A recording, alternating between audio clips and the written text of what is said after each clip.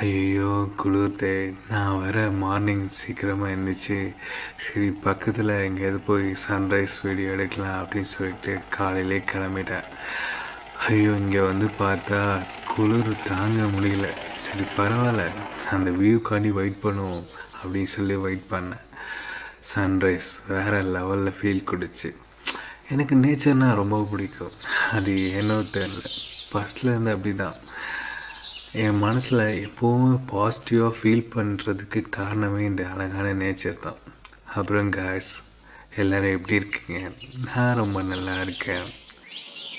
அழகான காலை நீர், இந்த நேரத்தில் அங்கங்கே தேங்கி இருக்கிற இந்த மயக்கூட்டம், சுற்றி பச்சை பசேன்னு சென்றில் இந்த அழகான கிராமம்.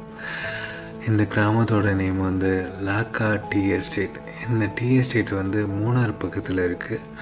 மார்னிங் நீங்கள் இந்த டைமுக்கு வந்தீங்க அப்படின்னா வேறு லெவலில் ஃபீல் கொடுக்கும். அங்கங்கே தேங்கி இருக்கிற இந்த அழகான மேற்கூட்டத்துக்கு இடையில் பச்சை பசேன்னு இந்த கிராமத்தை பார்த்து ரசிக்கலாம்.